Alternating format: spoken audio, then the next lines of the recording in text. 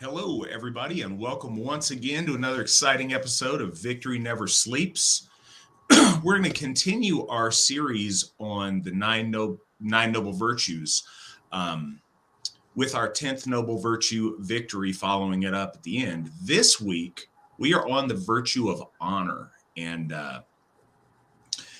obviously a very good choice, but a choice chosen by his peers. We have Folkbuilder Adam Hudak with us this evening. I believe it's Adam's first time on Victory Never Sleeps. Hello, Adam. Welcome. Thanks for having me. We're glad to have you. Excited to have you on. Trying to think if there's any top of the program things we should hit before we get into it. And I suppose there is. First and foremost, we are broadcasting simultaneously on Odyssey, Twitter, YouTube, and Entropy right now. If you want to join us on Entropy, you can throw us donations that are always much, much appreciated. Or you also can participate in Super Chat. If we get backlogged with a whole bunch of questions, you will jump to the front of the line. And once again, we really appreciate any and all donations from you guys. On the donation front, to let you guys know, we are still doing very good on our Njordshof payoff, which is going to get us in a spot to where we can get Phrasehof, and also on our Sigerheim purchase. Getting very close to that. We have raised now just over 15.5% of the down payment that we want, which is a lot of money getting raised. We appreciate you guys' generosity very much. And I got a question about this over the past couple of weeks. I wanted to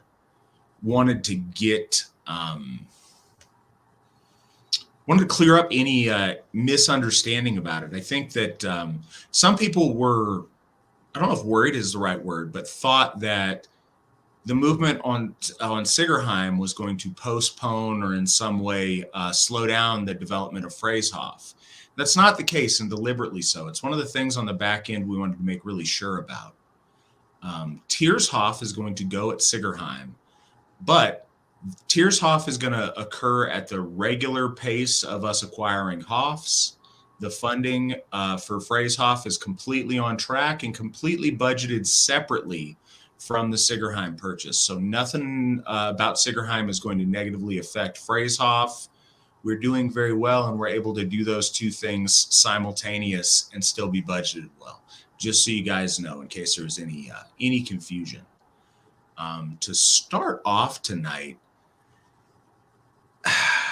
Adam, could you tell folks who you are and a little bit about yourself and your journey to Asatru and to the AFA?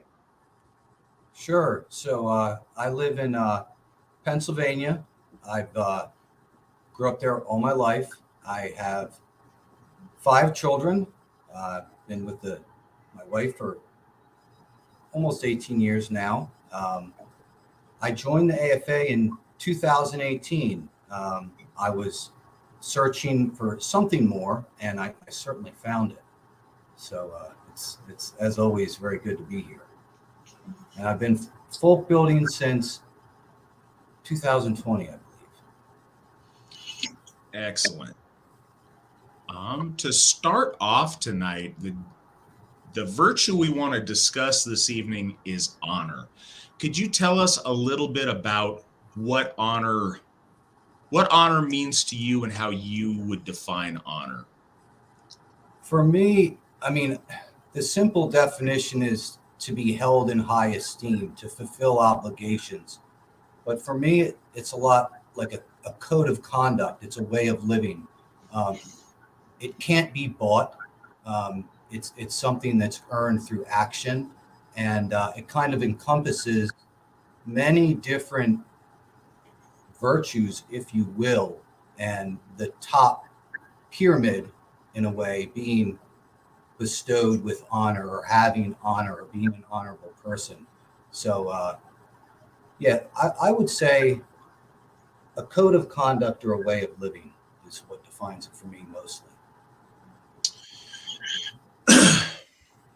Sarah asked a question and donated $10 or $5 to us. Thank you very much, Sarah. We appreciate it.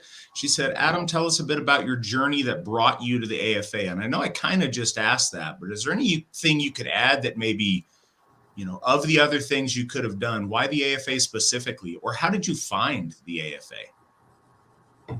Well, most of my, I guess, teenage years and into young adulthood, I certainly chased a lot of things that never made me happy. I always felt a hole inside, and by the time I was about 30 years old, I was like, man, there's got to be something more to life, right? So then I started searching, I started looking, and I found the AFA when I'll never forget when I first read it. I said, wow, that sounds exactly like what I'm looking for. And I filled out that application on the old website. And I never looked back. It's something that it's changed not just my life, but my children, my family, and beyond that. So it's something that, yeah, I stay loyal to the AFA always because of those things.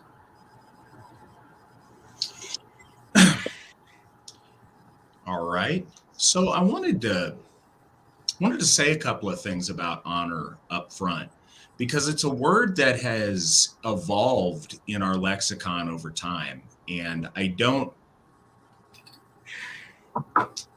guess there's two main different uses of honor. And I think that both of them are valid and good, but I know that one we're very familiar with.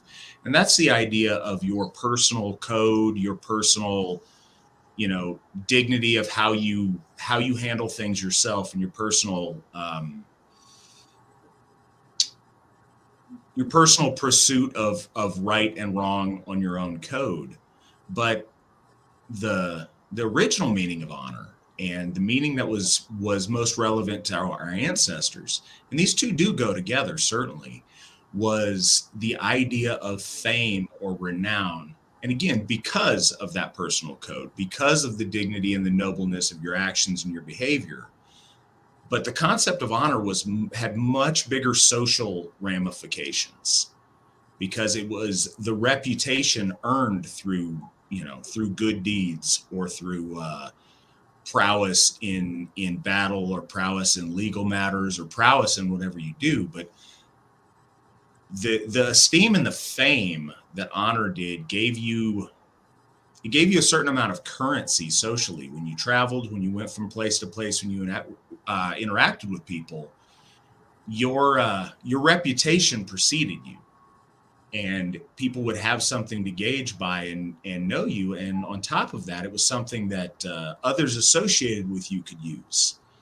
Hey, I know Adam. Adam can vouch for me. Oh, Adam. Okay. In that case, you must be all right.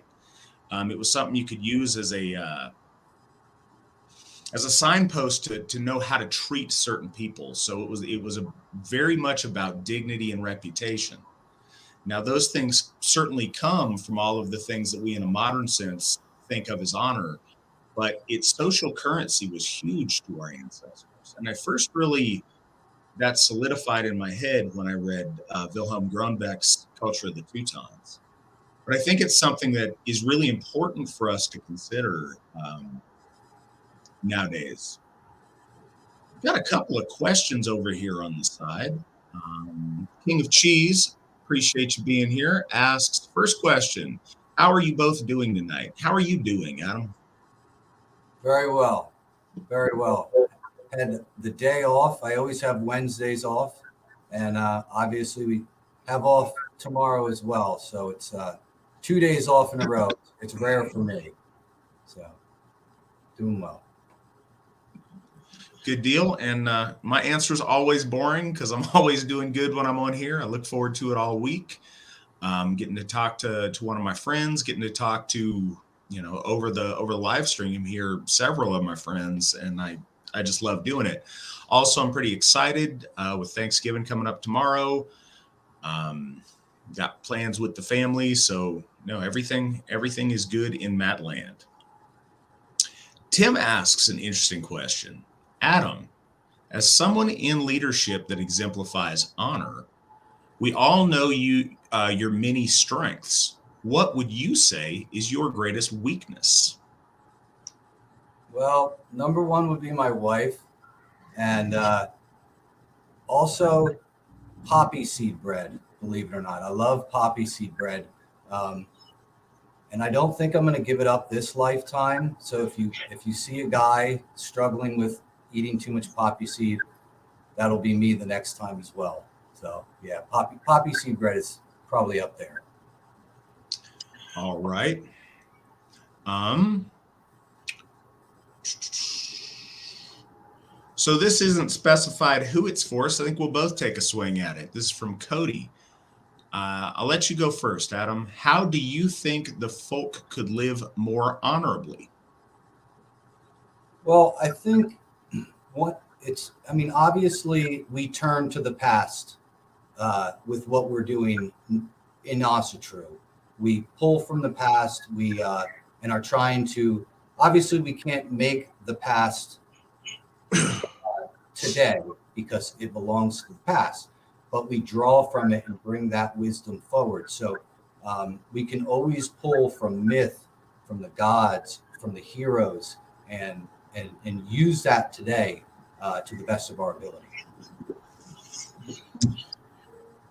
You know,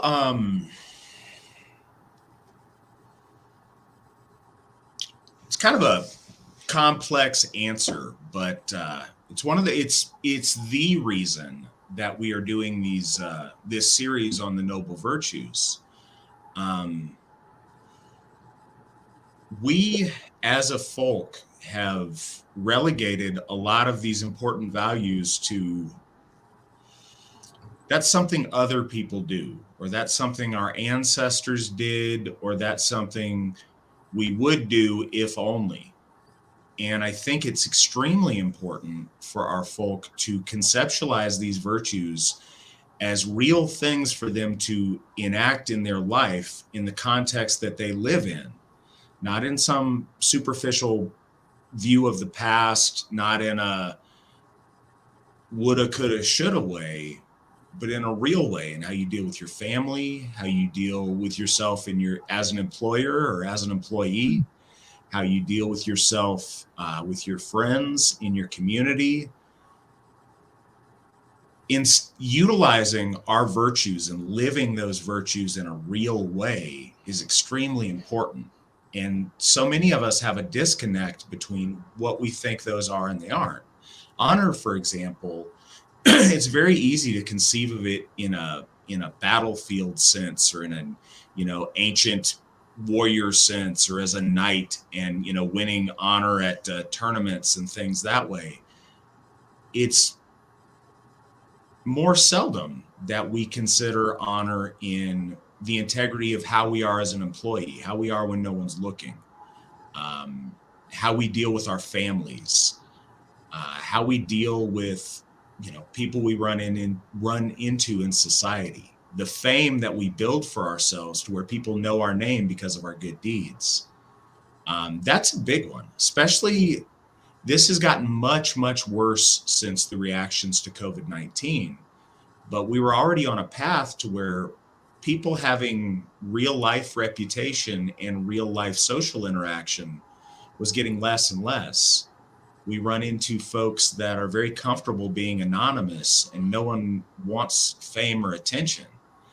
And building a name, quite literally building a name for yourself, was one of the biggest deals for our ancestors. One of the biggest deals for all of our ancestors up until very, very recently.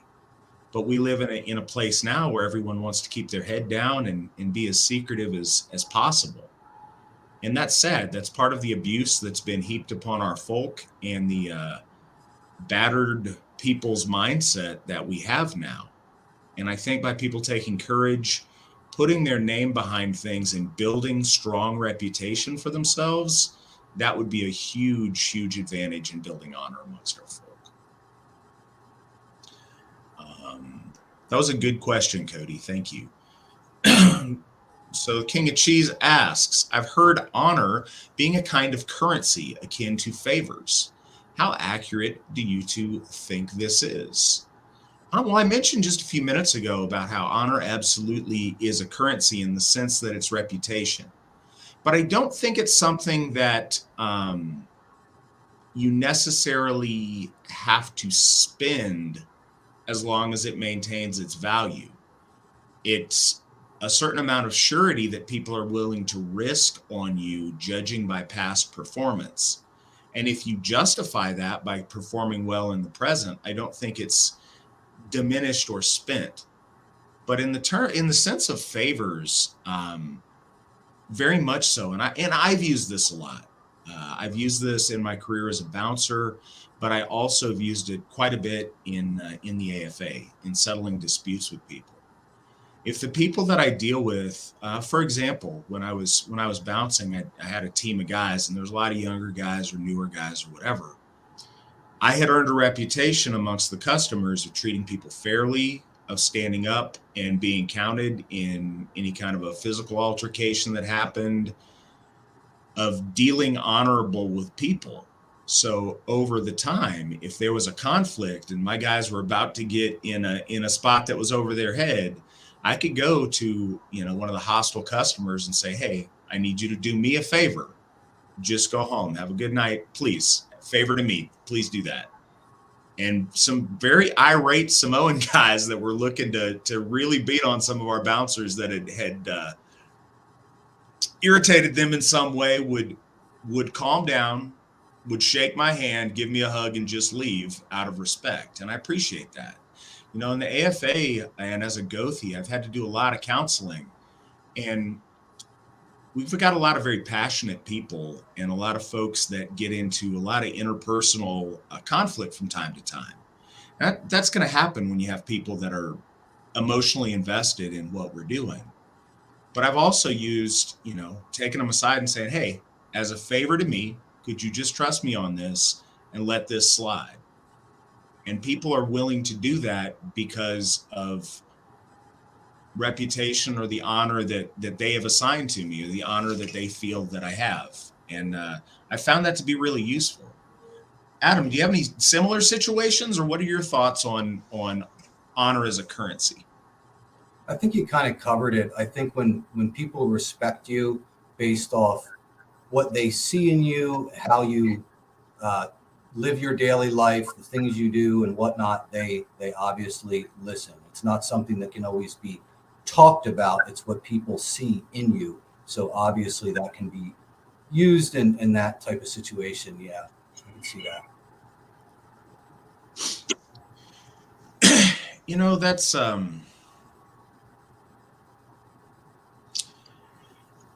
it's interesting because honor is,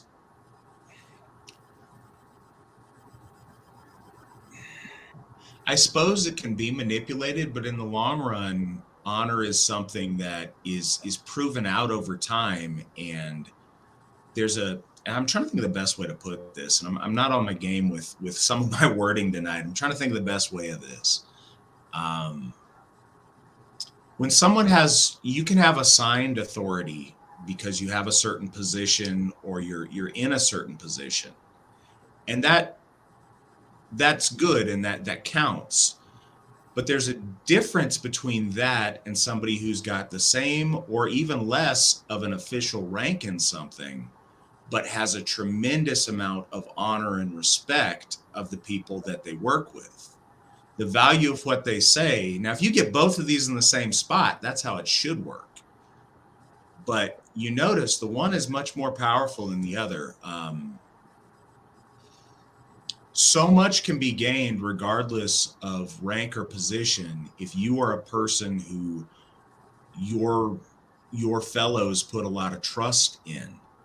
And that trust is part of honor. But if they more than trust you, but they respect you and they think that you have a certain expertise, you have a value that they just want to do right by you, it helps so much in any position of leadership, be it official or unofficial, to have that amount of respect and people being willing to trust you enough to follow you. And I think that that's an essential quality for people in any sort of a leadership position. Sean has a question. I support the AFA and I'd like to come home, but I fear what may happen in my career. The ADL has the AFA listed as a hate group. How do I avoid losing my job? Got a lot of thoughts on this, but go ahead and take this one first, Adam. Sure. Well, I mean, obviously, I understand that there's certain jobs, especially in today, that probably would not like hearing that someone was in the AFA, right? But I can only speak from my own experience. I've been at the same job for a long time, and they all know they eventually found out what I do, right? And what the management, all from what I understand, decided was, well, you know what? Adam's a good person. He is honorable. He does the right thing. He works hard. He's never given us any problems. So why would we even pursue this? And that's my experience. And I think also it's been many other people's experience within the AFA. So yeah, that's the best advice I could give on that. So it's interesting that you asked this question, and I think it's very relevant to what we're discussing, especially when we're talking about honor in terms of reputation. And no one can make you any promises on this. I wish that I could tell you, I wish I could tell every AFA member that there was some magical something you would do that would remove you from any sort of consequence. And I can't. You may very well have a job to where the people there want to persecute you for your faith. That can happen. Now, there are legal remedies if you have the deep pockets to afford filing suits on that. But at the end of the day, the AFA is a legitimate religion. We're recognized as one. But now, the government recognition doesn't make it legitimate or illegitimate. But as far as for employment purposes, we have a government 501c3 tax ID. We're an official religion. We have a right in the United States. And I have to assume that you're in the United States. That's not necessarily a fair assumption. So I can't speak to this if you're in another country. But in the United States, you have a right to practice your faith however you choose, as long as the practice of it isn't breaking any laws. And we're not. We never have. The ADL isn't any kind of an official organization.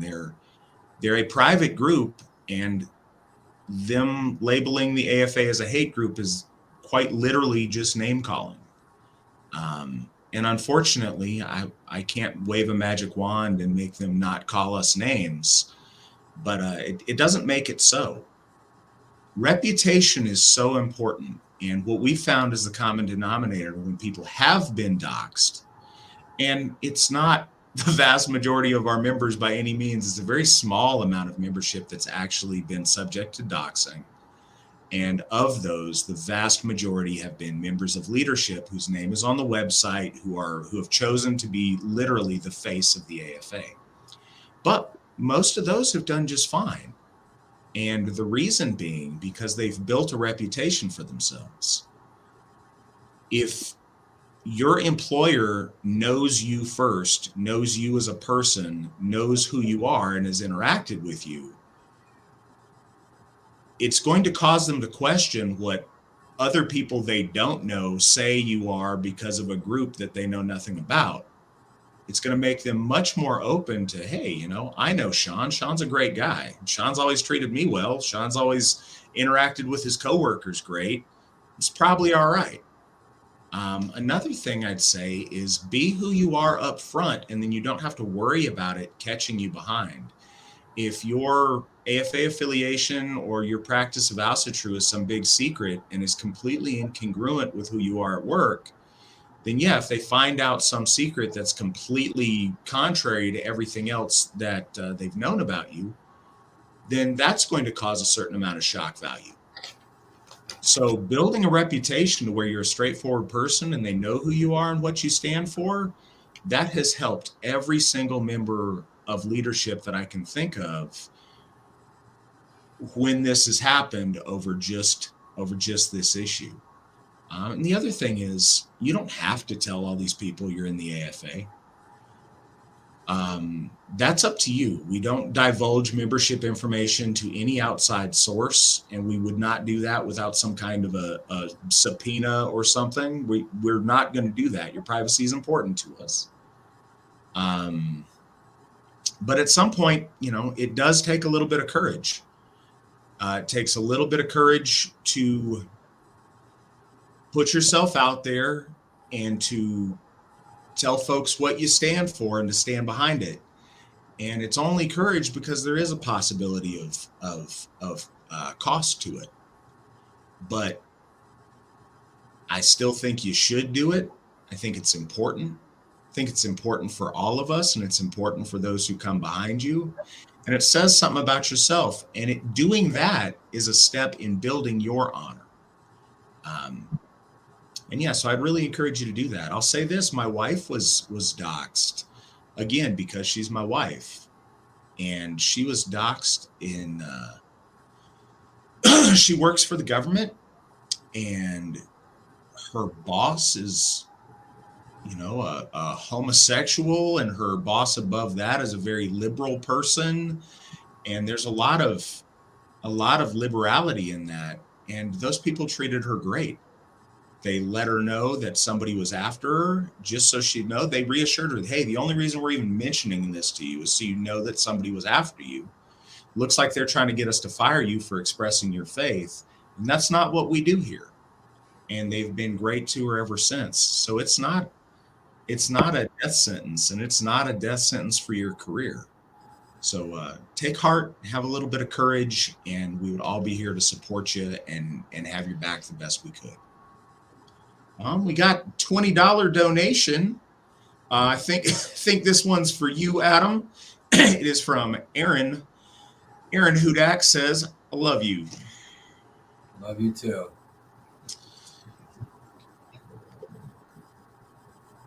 Oh, and yeah, I suppose we answered this too. I forgot there was a tail end of the question. Have others dealt with this? Others have dealt with it, and others have dealt with it very, very successfully. Laszlo asks, Matt, do we have any members in Hungary? No, at present we don't, but I would absolutely love to have some members in Hungary. If you are in Hungary, please join. If you know Hungarians who are interested in being members, please have them join. The thing is, it takes that first person anywhere. There is always that first person in any place we have membership. And I know that when people come in, they want to come to something that's already built and established and there's a functioning group. But the only way that happens is for that first member to join and stick around. And then the second, and then the third. And next thing you know, we've got a thriving group there. But it takes those pioneers to make it happen. And we're looking for those, and we would love to have those come our way. Sarah says, you are amazingly active within the AFA, plus your family, plus work. How do you balance it all, Adam? I know this is on honor tonight, but I would just say being disciplined, time management, being able to balance, knowing when you're putting too much in one area and not enough in the other. And it really just comes down to balance. I'm lucky because I have a very good wife who, is there and helps out with other things, so I can, focus on, my job and obviously AFA stuff. And I also have a job where I'm able to step away sometimes and do what I need to. But I don't know. I guess the big thing is will.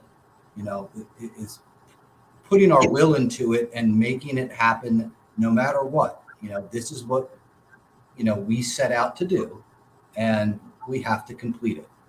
So that's that's just kind of my thinking when it comes to things like this.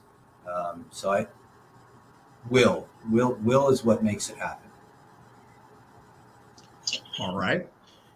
So we've got another question here, and maybe you know something about this, Adam. This is the second time it's came up, and I am going to look into it so I understand it better the next time it comes around.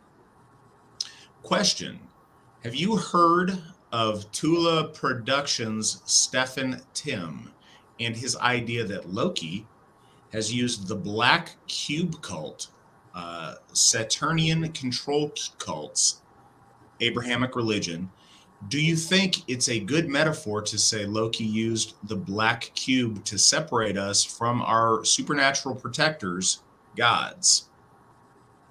I have no idea what that is about, and I will look into it. So I hopefully by next broadcast have a little bit more of an idea of what that is. Adam, are you familiar with that at all? No, I apologize. I'm not sure. Yeah, I'm sorry about that. Ryan, I promise I will try to be a little bit more familiar with that subject by next week. I know that we've been asked that one time before, so I will try to figure out something about that before we convene again.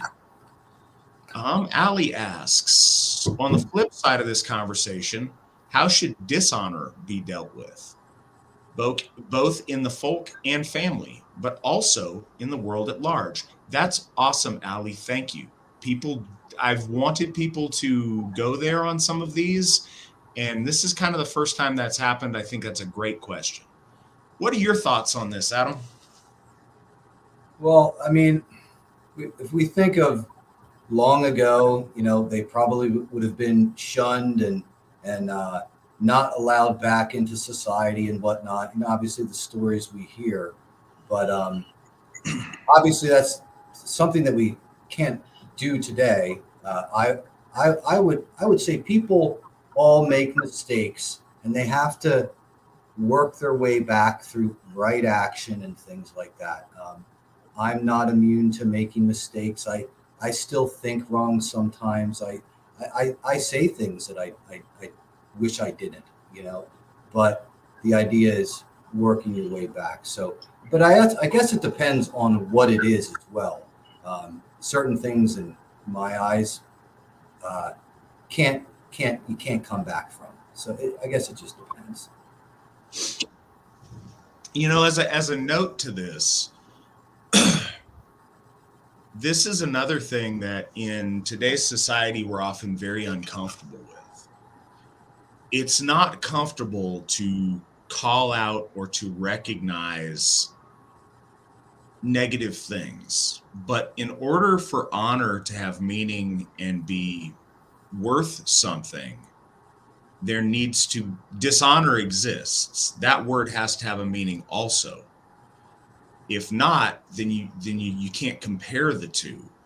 Same thing with our previous virtues. Truth that we spoke about last time.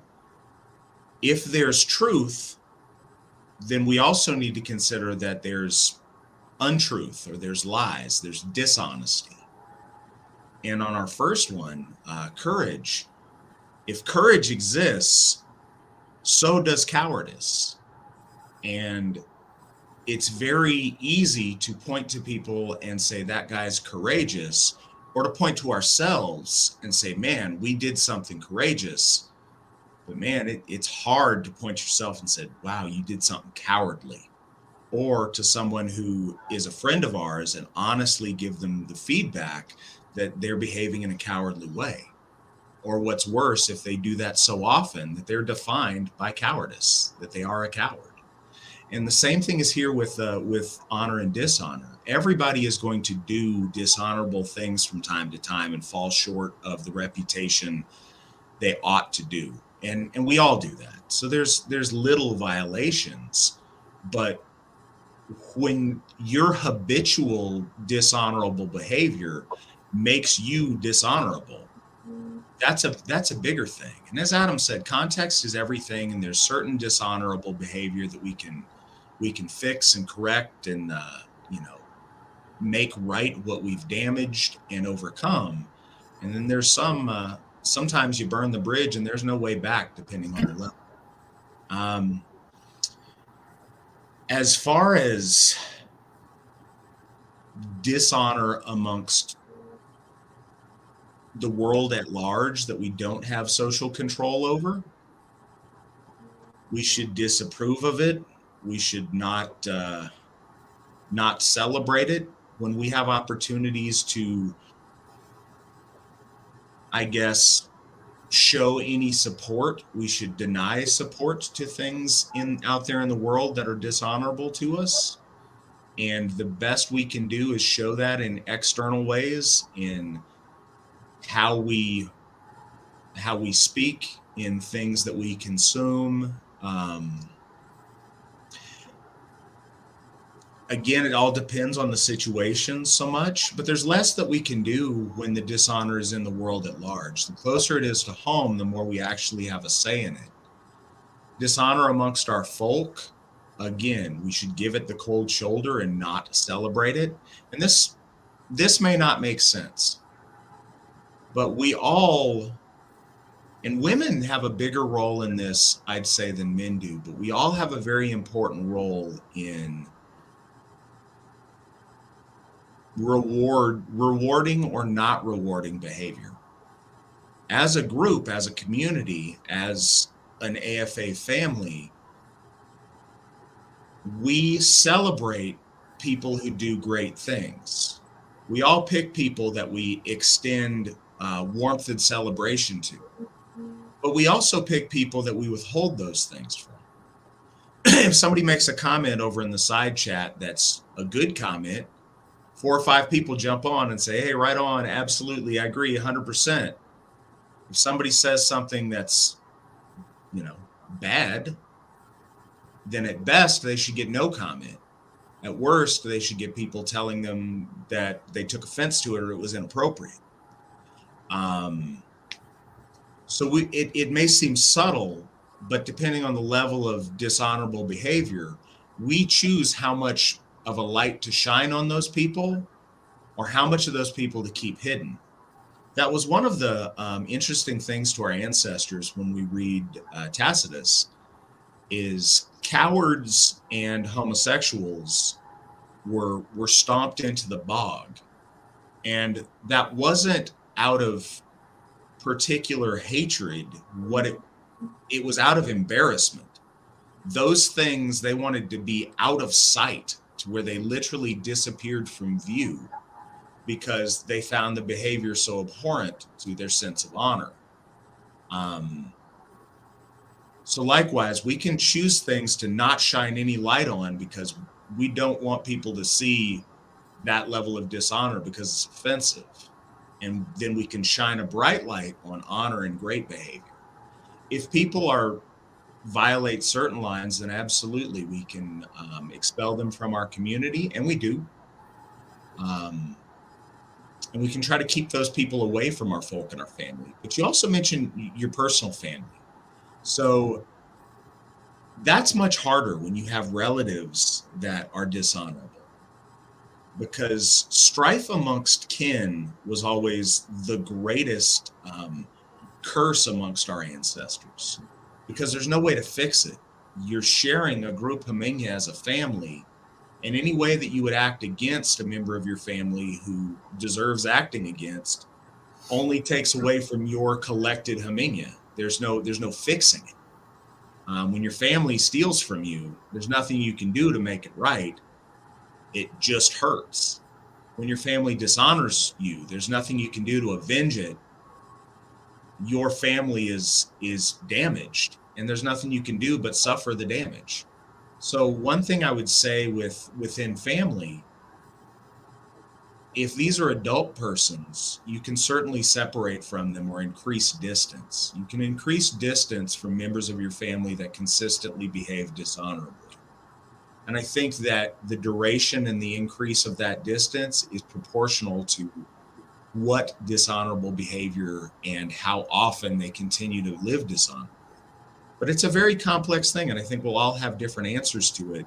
The most I could say is we choose what to shine a light on and to celebrate, and what to ignore or what to shun and be disgusted by.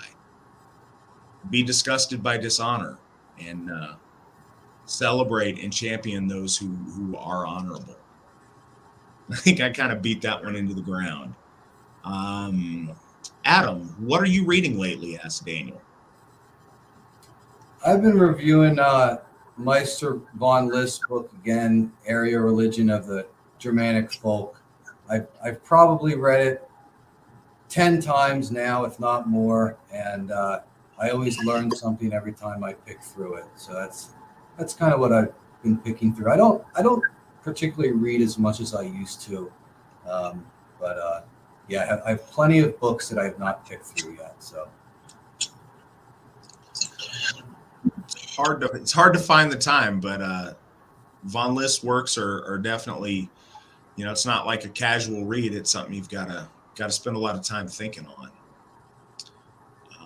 Nick asks, how do you stay honorable in the world outside of the AFA community, especially with people who do not show you respect? Adam, what are your thoughts on that? Well, we obviously, it's kind of a tough one. Do we really care?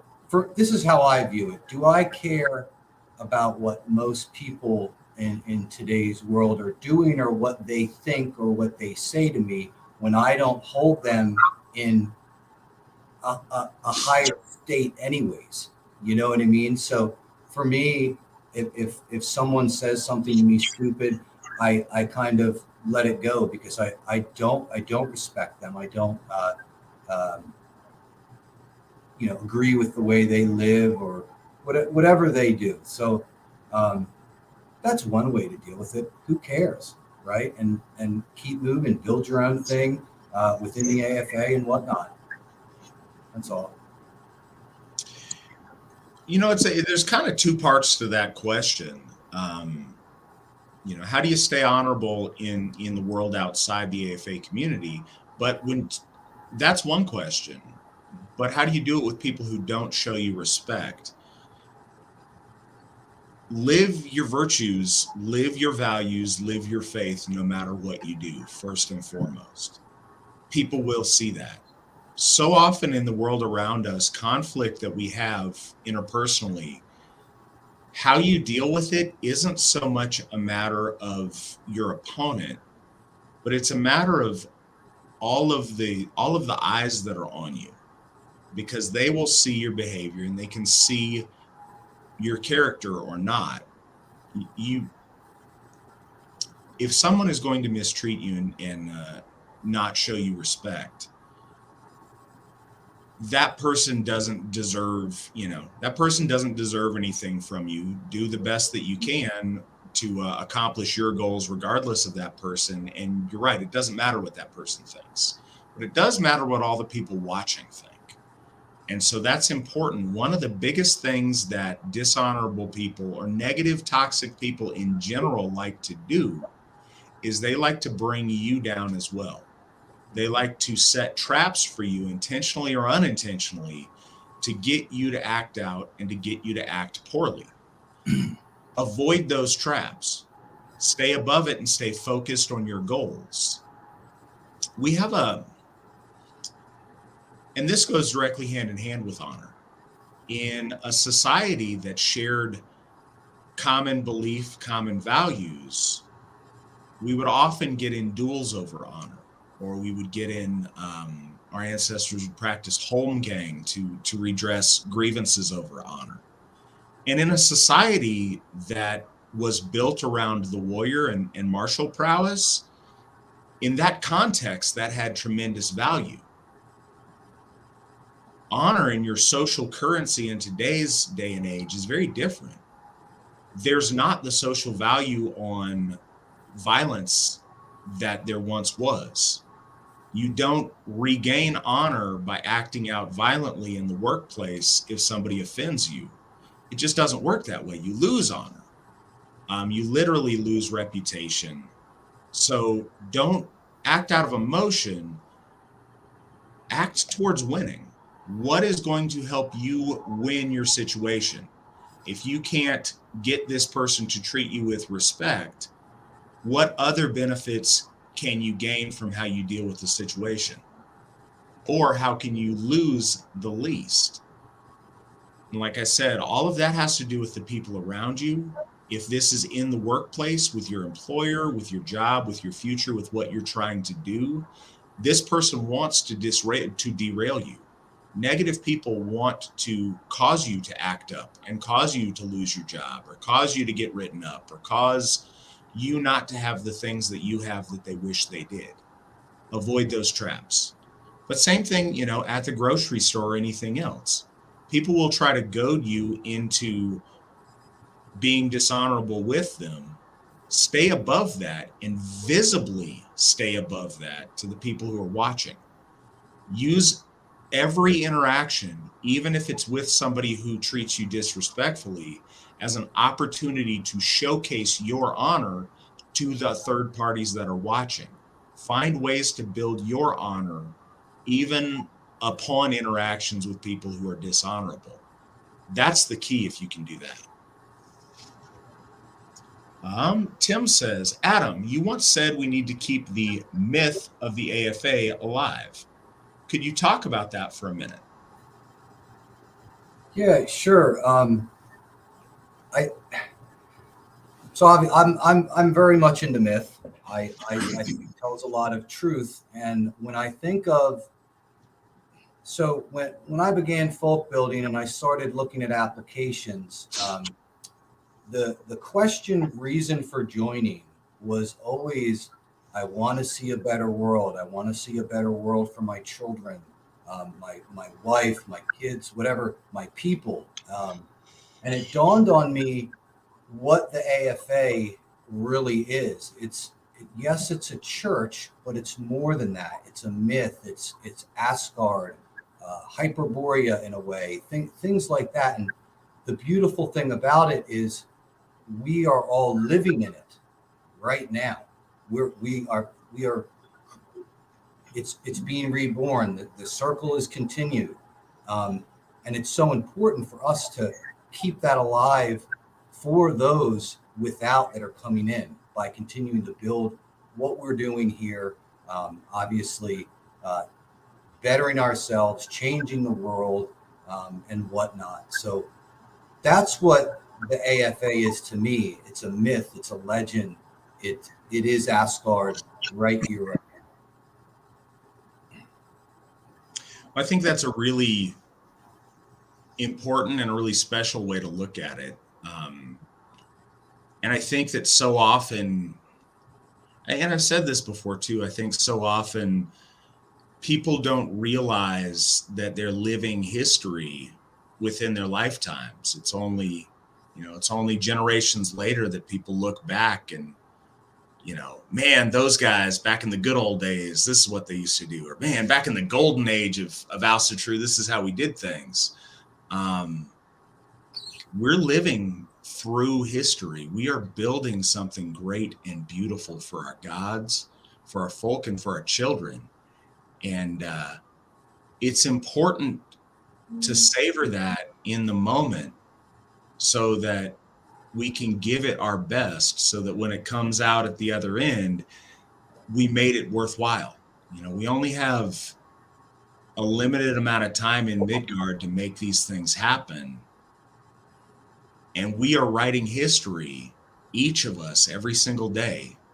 And we're at a time where we have such an impact on the future and the legend of the AFA. We can do so many amazing things together. Maximizing that, building that legend, that's really a beautiful thing. And it's a beautiful way to look at it, I think. Brendan asks, how can myself and pagan brothers I served with get involved with overseas military contracting work to protect our vulnerable folk in Africa and around the world? We would love to help out. I really wish I was the right guy for you to ask that question to. Unfortunately, I really don't know. I don't have any contacts in that world, and I don't have any expertise in that world. So I've got nothing to do to help you on that. Although I do think that's noble and a great thing that you want to do. And I'm hoping maybe through the chat on the side, somebody who does know more about it will have some connection for you there. Adam, do you have any connection or advice as far as that goes? Kind of the same as you on that one, Matt. I wish I could help, but I don't have a good answer. Yeah, sorry about that. I appreciate your willingness and your desire to do that. I just don't have a way to help you right now with anybody I have any contact with. King of Cheese asked, where is Sigerheim slated to be found in? I forgot which state you said, but I know it's east of me. Sigerheim will be in Tennessee. We'll to get more specific on that as the situation develops, but hopefully we'll have something fairly soon to tell you about that. This brings up something that I wanted to talk about before we get in the weeds on some of these questions while it came to mind. Tomorrow is Thanksgiving, and tomorrow's Thanksgiving for our American folk. I imagine some of you are joining us from other places where it's not a national holiday. And it's been very important to me that as the AFA, we recognize and that we celebrate Thanksgiving.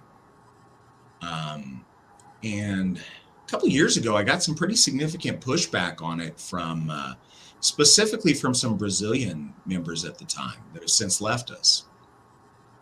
And they were concerned that the idea of Thanksgiving was just a Protestant Christian one, and they didn't see how it could connect to our gods. And I think that's wrongheaded. What I love about Thanksgiving in the United States is that it really is something that we all can participate in, and taking a moment for us to acknowledge all of the things we have in life that we are thankful for, and to approach whatever deities we worship in Thanksgiving is something that's really beautiful and something I'm very proud that we do in the United States. And it's something I want all of our members globally to do. Thanksgiving, as it is in the U.S., has been practiced by everyone of every different faith in this country, and it's a very special thing. And I think it's beautiful to set a specific day aside to give thanks for what we have. In Asatru, we have a long tradition where people, I guess, have been uncomfortable with religiosity or with worship or with prayer even. Us being thankful for all of the blessings that our gods have given us is a special thing.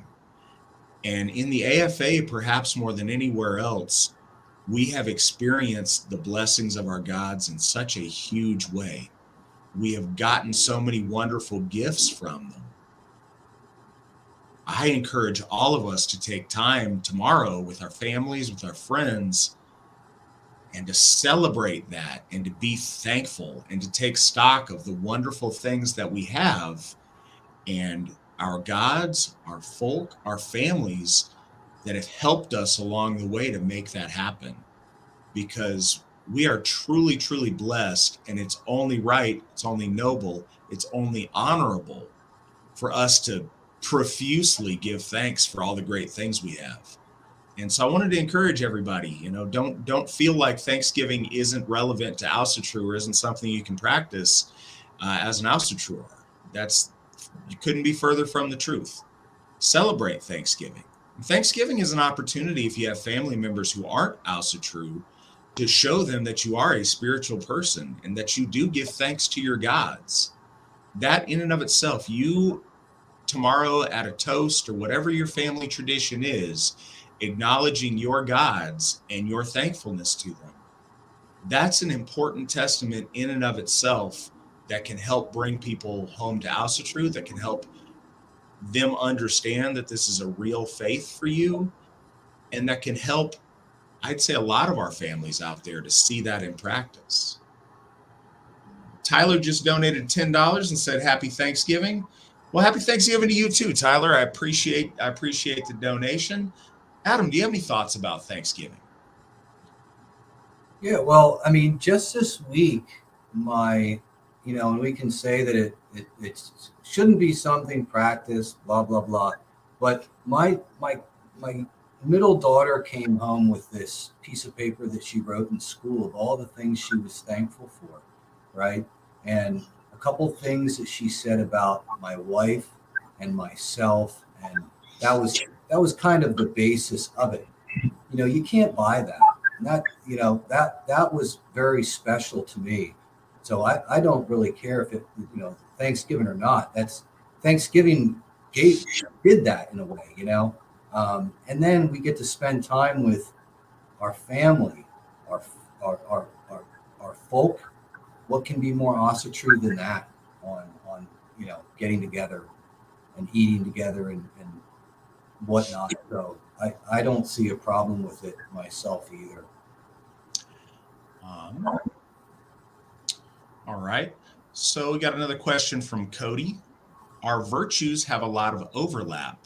What other virtues do you feel feed into honor? What are your thoughts, Adam? Well, I kind of mentioned it a little bit in the beginning. I think honor's like kind of like the pinnacle in a way. You have to do many things to get that. You have to be disciplined. You have to have courage. You have to tell the truth. You have to do right always, right thinking, right action, um, being good to your wife, your children, whatever the case may be. All of that stuff combines and you get honor. Can I say that one is more important? No, but that's just my take on what honor is. It's a culmination of many different things.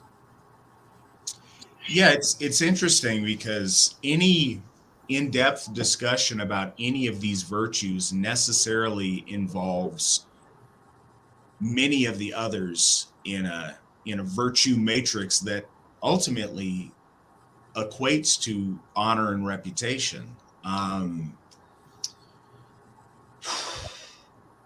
There's a couple of, I mean, all of them. That's the answer to any of these questions. All of them.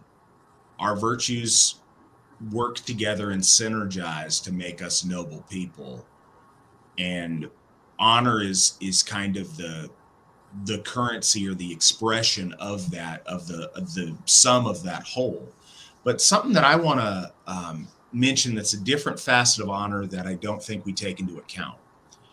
Um, there is a practical element to it. So I'm going to say self-reliance and industriousness are also factors that go into honor, that are our virtues. um, for you to be honored. So some of the other uses of the word honor, it's also something that can be bestowed upon you by a community. You can receive an honor. You can be honored, like tonight we honor so and so, or I'm going to bestow the honor of this medal to so. Matter of fact, Adam got the Folkbuilder Excellence Award, and that was an honor that was bestowed on him because of his conduct and because of his reputation. Those things are very often merited. It's not just that you're a good guy, but it's that you're useful and that you offer something valuable to the people you surround yourself with, to your family or to your community, that you are capable of doing things to contribute. And in whatever way that might be, but that your industry adds to the group instead of is a drain from the group. A group is better with you in it. That was also a really important facet of honor to our ancestors as it is today. And this was part of a conversation that I was having at Feast of the Einherjar with some gentlemen. And I've had it before, but we value people in our common speech. we often say so-and-so is a good guy. Oh, that guy, he's a good guy. And we don't really mean that. In what way is he good? Very often we call someone a good guy because they're not confrontational. They're easy to get along with and they're not offensive. The lack of offending doesn't make someone good. One thing, and I forget, and it's been said many different ways and some more eloquent than this, but unless a man is capable of being offensive and being confrontational, him choosing not to is a safety mechanism for him, not a courtesy to you. If there's somebody that is capable of causing offense and destroying his foes, and that person chooses to be extra nice to people, then that's a virtue. That's a nice thing.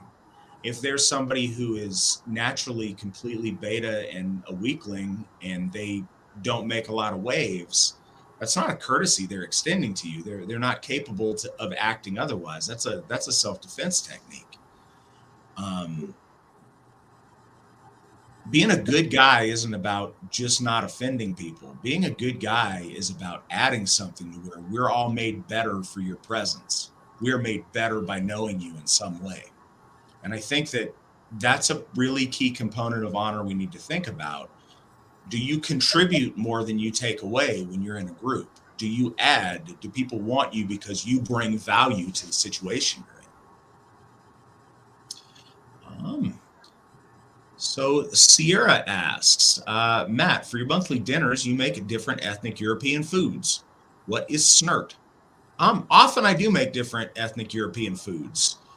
And we're having snert on Saturday, having a couple things on Saturday. So those of you who are within traveling distance of Reno, Nevada that want to come to my dinner, we are having salted caramel white Russians to start. Then we are going to have snert. And then we're going to finish off with a banana pudding cake with Nilla wafers. Pretty excited about all of these things. It's going to be a potluck, so those coming are going to bring other delicious things. I specifically told them on the poster to bring stuff that was not nasty. So let's hope that they heeded that advice. Snert is a Frisian or Dutch dish, and it's basically a split pea and various kinds of bacon and ham and things. Soup.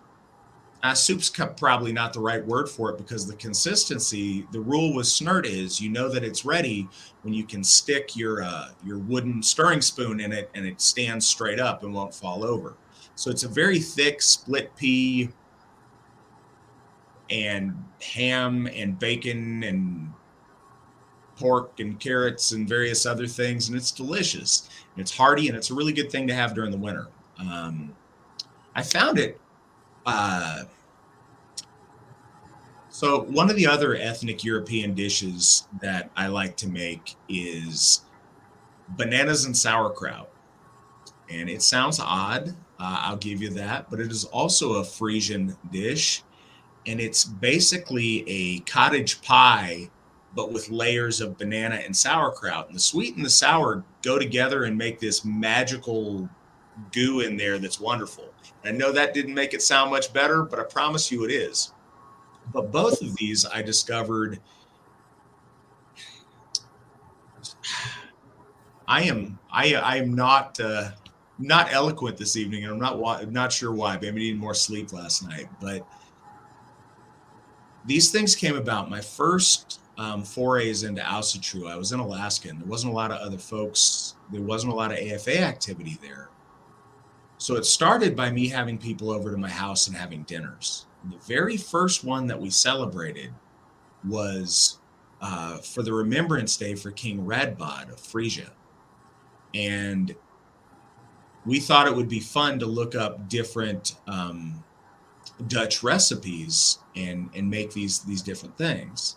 And there was two really different ones that we tried out. Snert was one of them, and the other one was the sauerkraut and the bananas. So it comes from that tradition of having people over to my house and trying different things.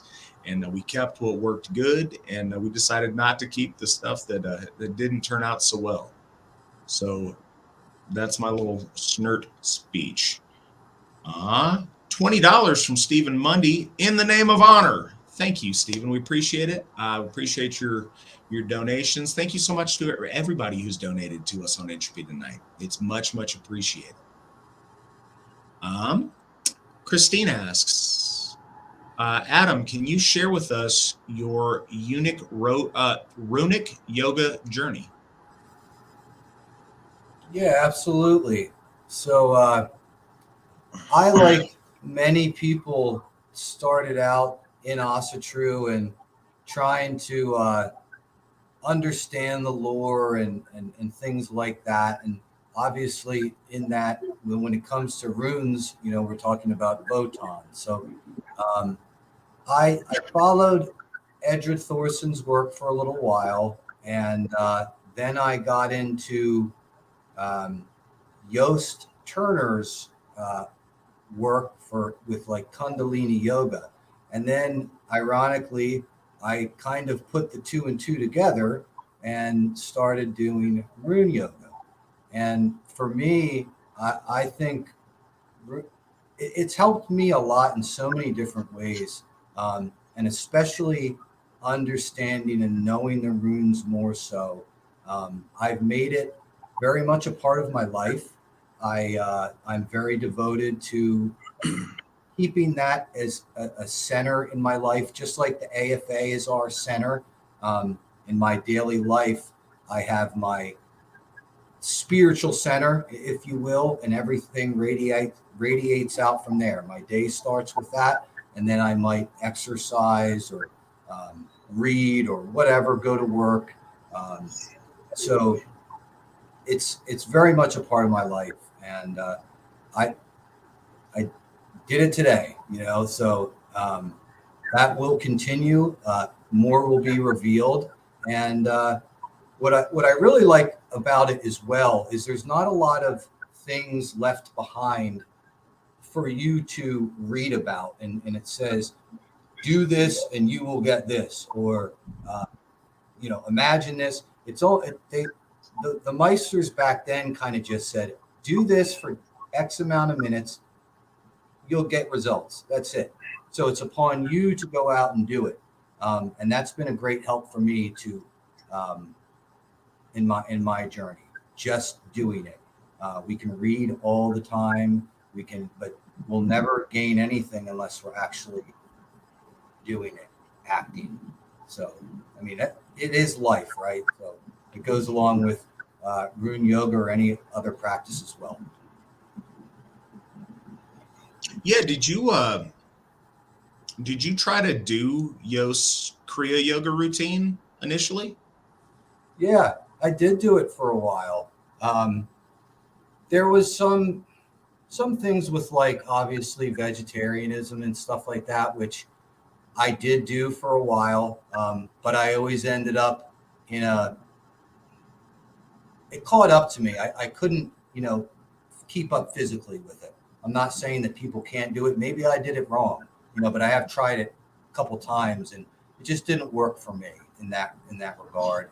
And I just felt that runes spoke to me more so than some of that. But I understand that the end result is the same in many ways. There's many different paths for the same thing.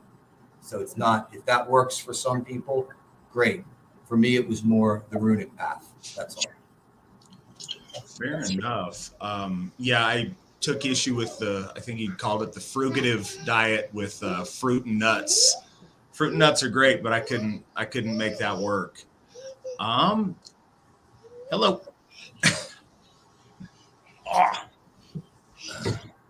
So, Lawrence asks with a donation of 10 Canadian dollars. Thank you so much, Lawrence. Hi, gents.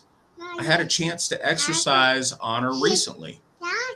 The restaurant gal I mentioned last week gave me the full Marxist lecture, including AFA are supremacists, etc.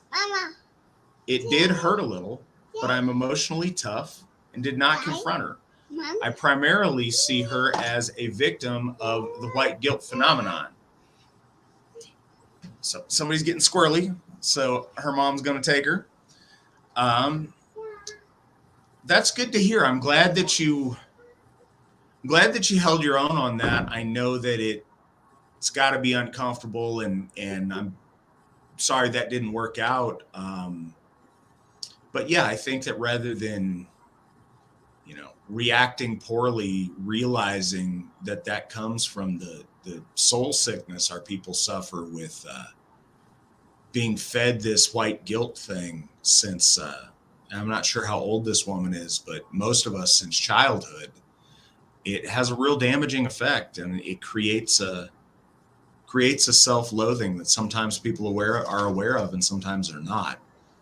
But I'm glad you behaved honorably in that situation. Tracy asks, Dear Adam, do you eat Thanksgiving dinner? And if so, what is your favorite side dish? Hmm, that's a tough one. You know what? I really like uh, the sweet potatoes with like the sweet, like my mom makes. I don't even know what it's called, but that's probably one of my favorites. I like sweet potatoes. For whatever reason, as a kid, I didn't. And I was wrong. I was wrong. Sweet potatoes are amazing. I don't know why, as a kid, it just wasn't something I enjoyed. Um, Daniel says, Adam, you are known for your stoic nature. Is that something you've studied or is it just natural to you? Mm, I've always been interested in self mastery, hence runes, Odin, whatnot. So that's just something, and once again, I'm not 100% there. I can fail, and I'm not all the way there yet, but I'd say that's more what it is. Acting and doing what the the better self wants to do versus following the lower guy and making a bad choice, or being fearful in this situation, or whatever the case may be. More self mastery, I think, it's very important to me, and I feel that when we change ourselves, and we've all heard it before, when we change ourselves, we change the world.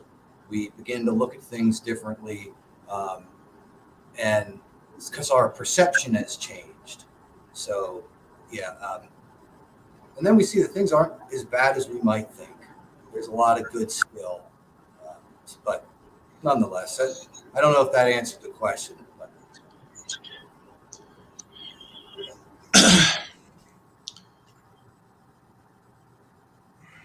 Stoicism is interesting depending on how people take it because I think it can mean different things to different people.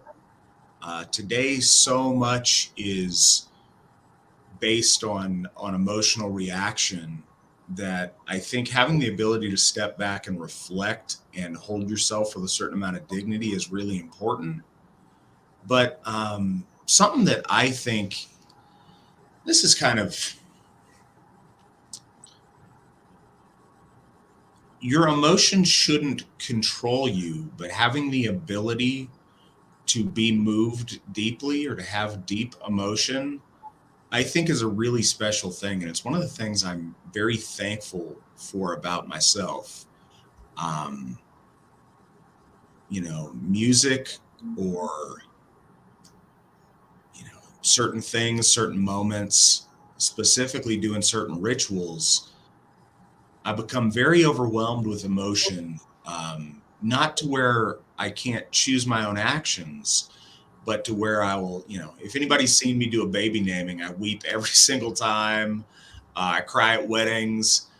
Those kind of things I think are really valuable too, to be able to be moved on that deep of a level. So I would encourage people with the stoicism. We always want to choose our actions and not be forced into them, but accepting and going with a deep emotional reaction isn't always a bad thing as long as you have the ability to make that choice. So, a question from VK. I heard about some pretty nifty Yule cards. How can I get me some? Nick might can help with this. Nick, can you advise on how folks can get the Yule cards? Also, any of our folk builders want to put that information up in the side? Nope, Nick's on top of it. So there you go. Go to any of those websites, and you have the ability to participate in the AFA Yule Card fundraiser and get some really beautiful cards.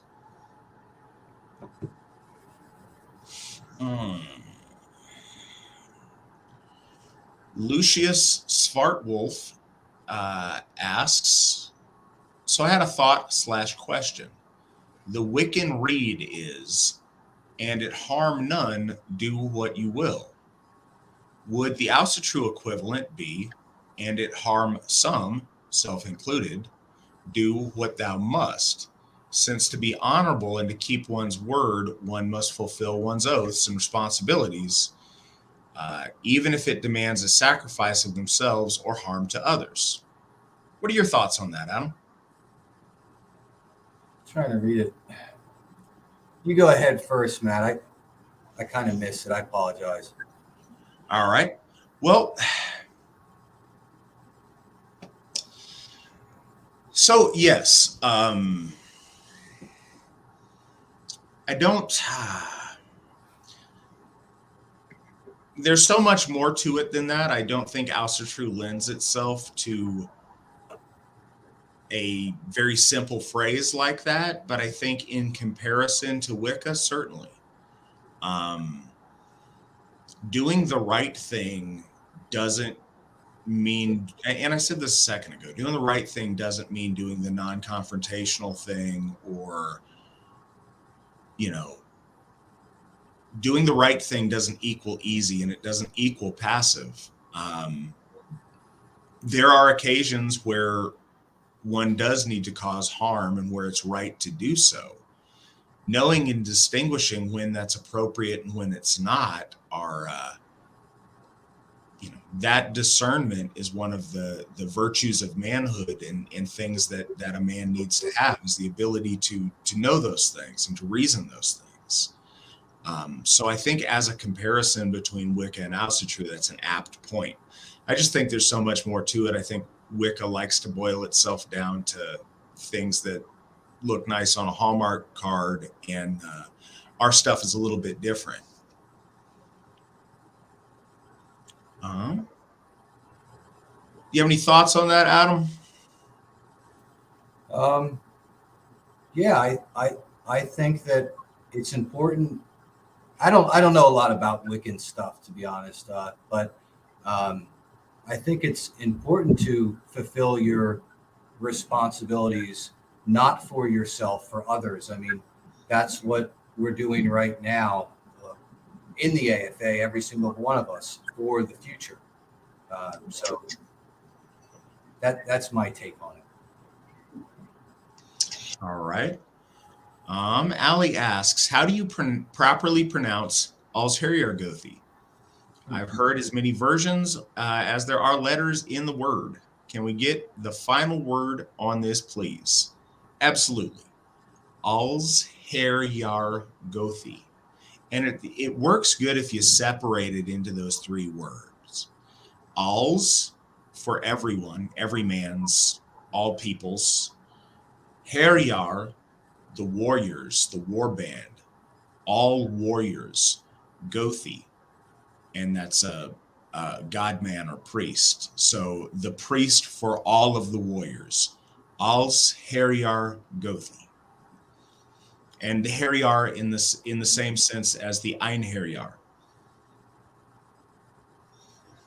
And yes, a lot of people do not pronounce it correctly, and I'm glad that you ask, and I hope that we will increase the correct pronunciation of the word. Finn asks, I heard the runes were not used for meditation or for spiritual things like we do now. Do you agree or disagree? Do you have any thoughts? Yes, I have thoughts. Adam, you want to take a swing at that first? That they were not used for meditation. I can't say what they were used for back then. Obviously, so little survives of that time period. For me, the runes are used for self-transformation. Simple as that for myself today. I would bet that back then they probably did the same thing with them. This is my take on it. So I am not sure where you heard that the runes were not used for meditation or spiritual things like we do now. I certainly disagree with that. I disagree with that very strongly. If you look at our lore, all of the stories about the runes are literally that. The word rune itself means mystery. And this is kind of I don't know, seems like maybe an out there concept. The runes are not the lines on the carved into the thing. Those series of straight line pictures are symbols of the rune, but the rune is the mystery that those pictures symbolize. They're, sigils, if you will, but the sigil is symbolic of that mystery. Understanding the mysteries of the universe, if that's not meditative, I don't know what is. Certainly they were used for meditations. We have examples of them being used for divination and for magical purposes. We have examples, I know in Egil's saga on whalebone, they were carved in to do magical things. In our lore, it talks about carving them on blades for victory. Odin in the Havamal talks about learning these spells through the runes in the Runetal. So all of the evidence that we have was that they were absolutely used for magical things. And even if we look at them in terms of writing, so much of the writing with runes served a magical purpose. So often the runic writing was to invoke something or to put a curse on something if you were to alter it. On the runestones, you'd have carved in, various things. May Thor strike you if you alter this stone, or if you move this stone. So using runes for magical purposes absolutely is something that our ancestors did, and it's something that's well attested to. So if you guys have any more questions, we've been going about an hour and a half now.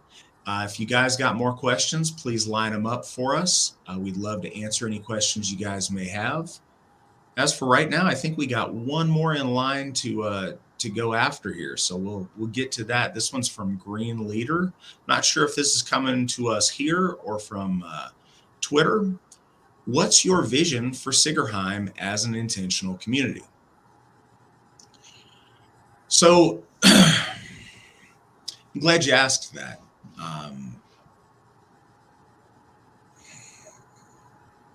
So I chose the name Sigerheim because it means the victory home, the home of victory. Because the idea of an intentional Asatru community in a physical place like that has been a dream of our folks since the rediscovery of Asatru, I see this as a tremendous fulfillment of that dream and a big victory and a testament to the victories that we've won and the victories that we intend to win. But Victory Home, I want it to be a home for our folk and for the AFA. I want us to have a spot that, the capital of the AFA. I want all the things that implies. I want it to be where the operation of the AFA is run from, where I do these videos from, where we host national gatherings from, where we do all the administration of the AFA from, certainly. But I also want it to be a place where our people can go and be home. I want people to live on site there and to build a vibrant village within Sigerheim. it is important to me that we have homes, but that we also have guest facilities and bunkhouse facilities for national events, but also for folks that need a place to stay. Or if they come to an event and want to spend the night, have them have a spot. If something goes wrong in their life as an extension of folk services, have them have a place that them and their family can go and can get fed and have a roof over their head if they need that. I also want a spot where our elders and one thing that has been a common occurrence, at least in the first generation of Asatru, is we have elders that didn't lead. Their life was often focused on a lot of other things besides securing a favorable retirement situation. So they find themselves old, sometimes estranged from their family or without family, and without the resources to live in the way that we'd like to see them live. So for our elderly folks to have a place they can come and live, that we can take care of them. Again, we can't promise everybody luxury, but we can give them a place, a roof over their head. We can make sure they've got access to meals, and we can make sure that they've got access to our faith and their faith community, to our Hof that we're going to have there, to our hall, to participate in Asatru every day of their life. And I think that's the best thing that we can do for our elders. Also for people who have various disabilities and can't necessarily live on their own, but don't need a full-time medical care, because we can't provide full-time medical care. But if we have people that can't live independently, instead of them having to be someplace where their faith isn't celebrated and they don't have access to Hofs and to our AFA family, we would like to wrap them in the love of our AFA family and have them there with a place to stay and stuff to eat and a way to participate in Asatru every day of their life. As I mentioned already, we're going to have a great hall there that we're going to feast in and celebrate in and get together in and enjoy each other's company and enjoy our community in. We're also going to, and in that's going to be a commercial quality, like really nice kitchen to where we can prepare meals for large groups of people, and a pantry to where we have, the supplies for those things to extend hospitality to folks. We're also going to have a Hof there. It's going to be Tears Hof, and that will be, at that point, that will be the center of its own Hof district. That'll happen at the time. But yeah, that's my vision for it. Now, how fast is it going to happen? I don't know. We'll see. We'll see who actually wants to invest and build homes there. So I guess another question comes in, what kind of housing? It's very important to me that it looks nice and that it's well taken care of. But I want people to have their dreams too. We're not going to have enough land to where people have massive acreage and massive yards. But whatever home they would like to build, if they want to build a mansion and invest that in there, great, we'd love that. If they want to build a tiny home, great, we'd love that. If they want to build a log home, great. But we want real homes there and not some kind of hippie commune shanty town. That's not what we're building. We're building a village of noble AFA members that want to exist as a community, as a family, and build that for us, for our children, a place to raise our children in. I envision it being a spot that we can help other people with through the Asatru Academy to raise our children, to educate our children as a group, as a family there. The sky is the limit. The possibilities are truly, truly endless. But reforming that sense of an organic, real, physical community is what I want to see develop and what I want so badly for myself and my family to be a part of. And so that's kind of the first phase of visions that I have for Sigerheim. And I think we've got a lot of great people that have expressed interest that are going to be involved in the project when we get it going. And I'm very excited about the future that way. Looks like we have another couple of questions that have come in. Cody asks, Adam, can you tell us about your experience folk building in Pennsylvania? Any challenges? Any victories? Well, I think there's always a little bit of challenges in any of it, and obviously victories. When I started out, I was very lucky because I had Whitney Erickson and Katie Erickson pretty close to me.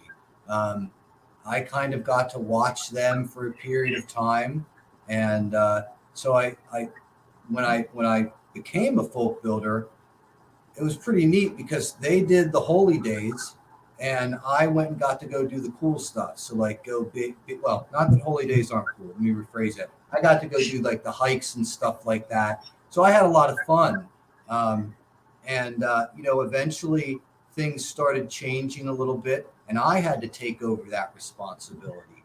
And I got to see how I gained a lot more respect for the people that hosted that every single month. It is a lot of work, but most importantly for me, it's just and for anybody in leadership, it's always about the folk. We do it for you guys, and we know you need a place to come to have to have Asatru in today's age. You know what I mean? So it's really that simple. But I enjoy it. Probably my favorite thing to do in folk building, other than the big stuff that I just mentioned, is to do the applications when a new person applies. I really enjoy speaking to them. I mean, for some of them, it's the first time they ever spoke to anybody, right? And I remember when I called in, and I spent like 3 hours on the phone with the gentleman at that time. It was special. So it's one thing that I really enjoy doing very much. Some of you might not know, but Adam, or I say that, why would you? Most of you probably don't know. Adam is on our internal security team that helps vet applications that come through and look at things on the back end. And one of the reasons for that is that we trust that he's on an even keel and he's got a good, reasonable realness about him and how he can evaluate some of these people. And he takes a little bit deeper dive if anything looks strange on an application. So Adam's very involved in the application process in that way as well. And we certainly appreciate him for that. So Christian Pinner asks from Miwi, how's Harry Gothi's favorite beer? So couple things here. You asked a specific question, and I will give you a specific answer. I wanted to look it up because I think it was a limited edition that I haven't had in a long time, but I wish I could have again. Rogue Voodoo's Donut Bacon Maple Ale. That was my favorite beer that I've ever had, and it's amazing. It's lighter than what I usually like in beers, though. I like dark beers. I like any of the beers that are on nitro with the smooth creaminess. I love that. I really like Doppelbock's. But yeah, that's my beer choice. But you know what? I like the flavored beers a lot. I'm that guy. I like me a fruity beer. I'm not gonna lie. I enjoy all the different pumpkin spice beers that were around last month. With beer or wine or cigars, I don't taste the subtle things that people, like to, notes of hickory and hibiscus. I don't pick those things up. So it's got to be pretty flavor forward, either on the front end or on the back end for me to taste it. Also, Russian River has this thing, Ron Mexico, that describes it as having a coconutty finish. It's also a light colored beer. I don't know whether, it's an IPA or just what. They usually do a lot of IPAs. That's really, really good. And the coconut finish really comes through. And that's all done just with the breed of hops. So that's really cool as well. Bob Guy asks, one goes to an AFA event that is hours away from where they live. Can the AFA have a place to stay for people like that? It all depends. That's one of the interesting things. yes, we would love to have those kind of accommodations. That's one of the things that's essential for us to have at Sigerheim. People travel to Sigerheim. I want them to have a place to crash and spend the night so they don't have to be in a rush, so they can enjoy themselves.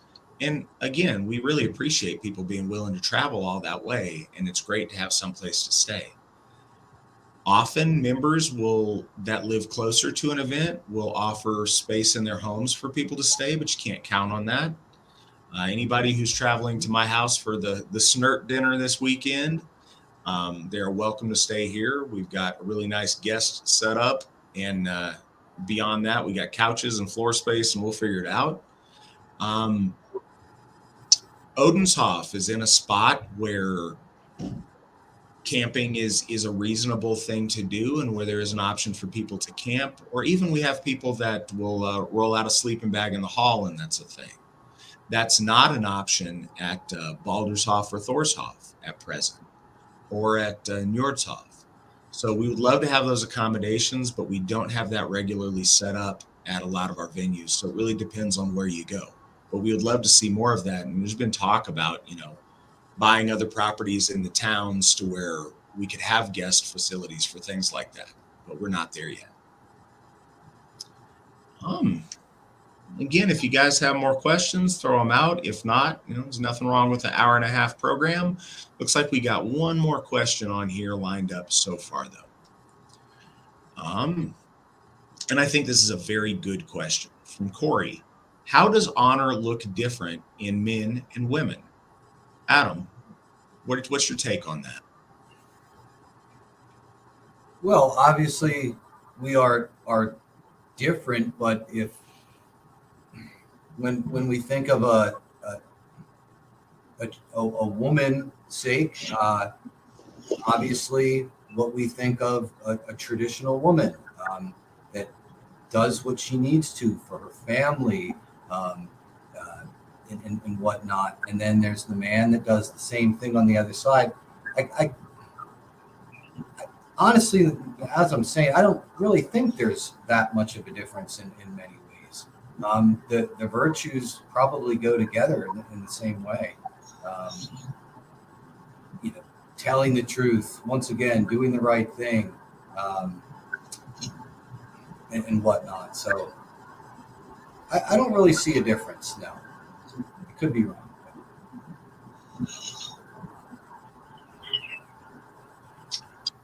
So I think it doesn't work well on this, and it reflects my ring light, but that's that beer that's good. Anyways, I think it's a good question. I think that it's got the same components, but I think that the ratio and proportion of them look a bit different. And I've usually when I've come to this, it's been on discussions about ascension and what heroism ascension is as far as ascended ancestors. And with men, ascension is about mastery. It's about mastery of the self. It's about mastery of situation and of circumstance. It's about mastery of others. It's about leadership. It's about those kind of things that lead towards ascension. And whereas with women, the ascendancy of women is about devotion.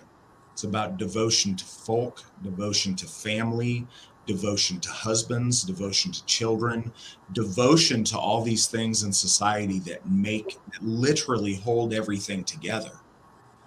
That devotion is what's so very, very beautiful from women.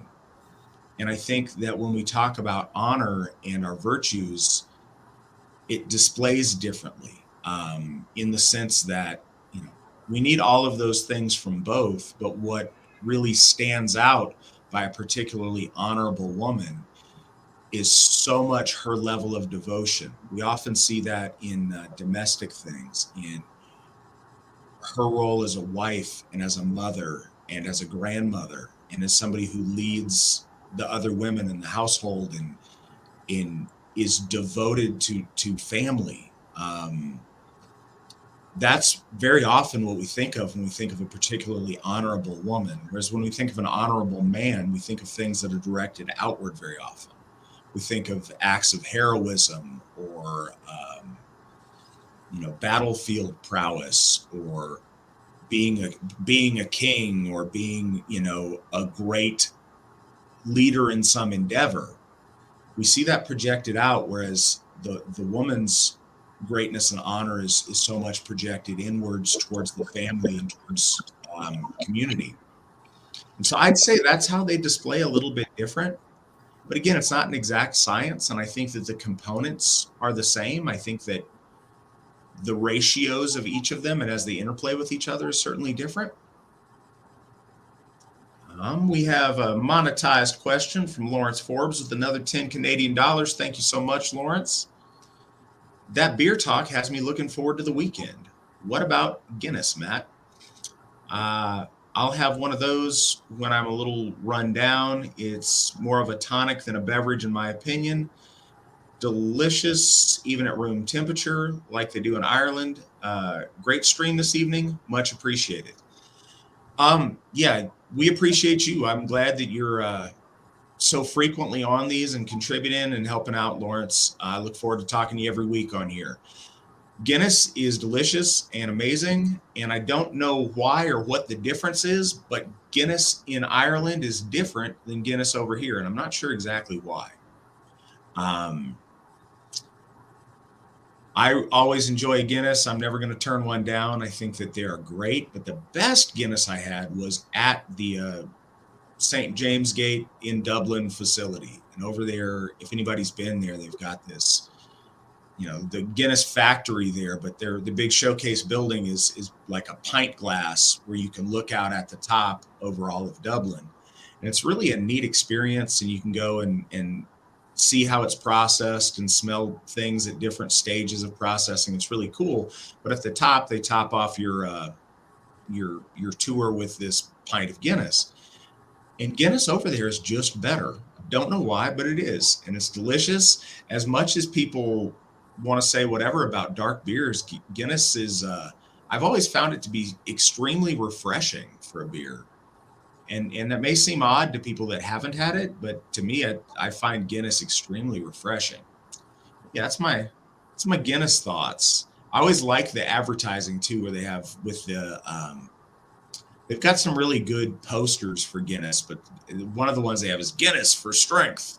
So in that sense, I think that a lot of folks look at Guinness as kind of a tonic in a way. But no, I enjoy some Guinness. What about you, Adam? Do you like Guinness? I'm not much of a beer drinker. If I had to choose, it would probably just be Yingling, PA beer. That's probably what I would drink. Fair enough. King of Cheese asks, what do you think of the phrase, when the legend becomes fact, print the legend? Should the truth of a thing always be repeated always? Or is mythologizing fine in some circumstances? What do you think on that, Adam? I'm having trouble. I can't see the questions. I apologize. No worries. So he's asking about a phrase, when the legend becomes fact, print the legend. His question is, should the truth of a thing always be repeated, always? Or is mythologizing fine in some circumstances? Yeah, you go ahead first on that one, Matt, if you don't. All right. So, I think that we start off on the wrong foot when we think that mythologizing equals dishonesty or untruth. And I don't think that's the case. I think mythology, when done right, teaches truth.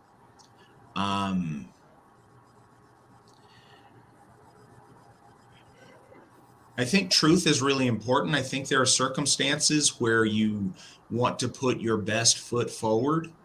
And so you want to like we talked about earlier in the program with honor and dishonor, you want to shine a light on the things that are important, that you want to highlight and that you want to celebrate and make sure people remember. And it's not lying or wrong to not point out things that do the opposite. So I think that when you talk about mythologizing certain situations, I think you put a disproportionate emphasis on the good things that you want to show by the example of the story you tell, and you don't show all the flaws, all the weakness, all the bad parts. And I don't think that's dishonest. I think if you can be dishonest in the way you do that, or you can be honest about it. I think accurately recording history is extremely important. But when we have, like in schools of journalism today, and we see this come through all too often in literature as well, in books, it's in nonfiction books, is a need to tell both sides, or a need to get a counterpoint, or a need to get another side of the story. I don't think you need that at all. I think if you're the author of something and you're telling the story, as long as you're being honest, you can tell it as subjectively as you want. You can tell it from your perspective and celebrate the things that you want to celebrate in your telling of the story. But I do think that what we should never do is lie about history or lie about a person from history. We owe people better than that. When we portray a historical event, we have an obligation to give those people their due. And when we choose to fundamentally be dishonest or recreate their character to fit a narrative of a story we want to tell, we do an extreme dishonor to a real person who existed and did things. And I think that's a terrible crime that people do. What are your thoughts, Adam? Yeah, I think there's a lesson in what happened before. So changing it, obviously, myth, like you said, is truth. It's eternal, and it can be used again and again and again. And we absolutely should not change it in any way, and it should be truthful. So. All right.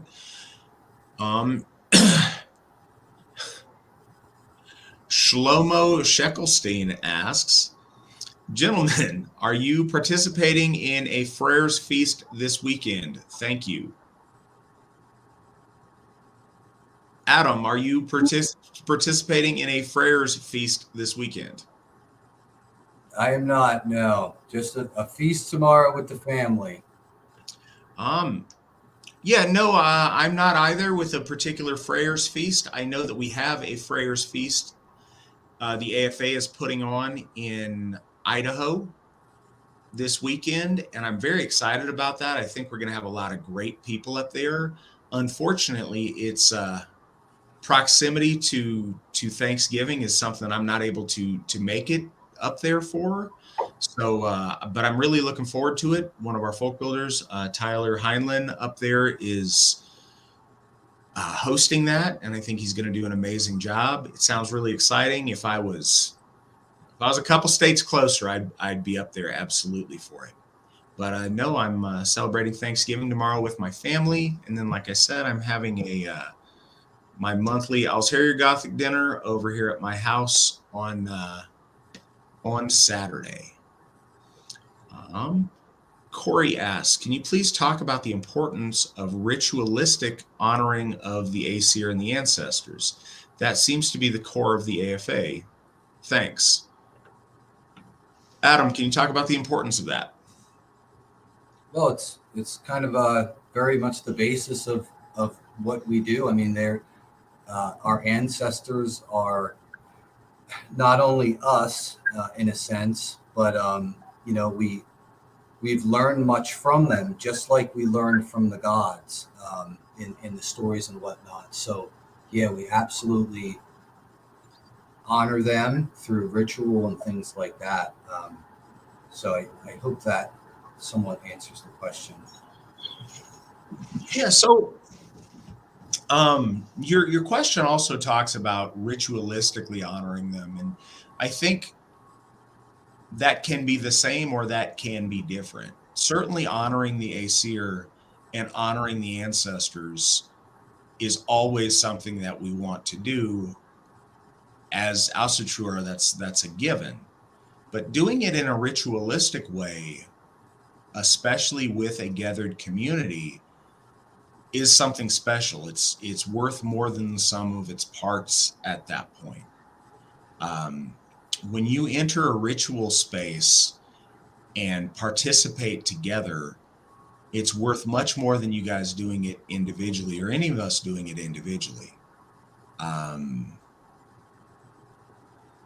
and I'm trying to think of the best way to mention it. There's certainly something metaphysical there, but we're calling out to the gods of our entire race of people. And doing that is so much more impactful when we do it as a united family with all of our spiritual energy, all of our energy in general, aligned and in harmony. It's one of the reasons that's the reason that when I start bloat, I like to start off with Rune Galder, is because it literally harmonizes all of us and it gets us doing the same thing together. And like I said, it's worth the syncretic nature of it makes it worth more than the sum of its part. It's built upon all of our energy interacting together in a special way. If you could imagine, it's, in the sense of say you're a great grandparent and you've got all these kids and they, send you a message says, "Hi, great grandpa, we love you." Cool, that's great. But it's a bigger impact if they all get together and have a family reunion to celebrate you. It becomes a bigger deal. And I think that that's important. I think when we stand together, the gods recognize that in a much bigger way than when we all stand atomized, sending up thoughts and honor to them. And I think the same thing is the case with ancestors. Fame is so important. Speaking our ancestors' name, especially as we do in Sumble, and a whole room of people in chorus hailing that person, that's got to be something very special to a person who's been dead for some time and doesn't often get spoken of. To have an entire room of people hearing a story about you and hailing your name and raising a toast to you, it's a special thing. And again, it's much more significant than just one person on their own doing it. And that's my thoughts on that. All right, so Adam, do you have any parting words for folks, AFA members or not, about the importance of honor? I would say, once again, pull from the past, from your heroes, and especially heroes. I think heroes are great because they were like us, right? Flesh and blood, all right? We can relate to them a lot, and we take from them and make it alive here. But at the same time, when we act in an honorable way, we do the right thing, we follow virtue, eventually what happens is we no longer need to look to anybody else. We found our true self. We are now, okay, our inner voice. We know who we are. And then perhaps one day, long from now, people will look at us the same. So that's the one thing I think we really need to remember, is that what we're doing today will be looked upon, good or bad. We have that ability to make it that way, depending on our own actions. So, yeah, thanks for having me on, and hail the AFA. Well, Adam, thank you for, it. This wasn't just a random kindness having you on. This was well earned by you building a reputation built on honor. And, I certainly agree with all that. I agree that you should be here. but it's important that your colleagues and the folks that you interact with and work with resoundingly thought you were the guy that needs to be here to represent honor. And I think that speaks volumes. Um, Folks out there, I think this piggybacks on what Adam said, but be aware we are living in history right now. We are building history. We are participating in history. We are doing things that our children and our children's children will talk about in days to come. Be a hero. Be a hero for them to celebrate. Be a hero for them to raise toast to and talk about for generations to come. Let's do that together. Hail the gods, hail the folk, hail the AFA. Remember, victory never sleeps.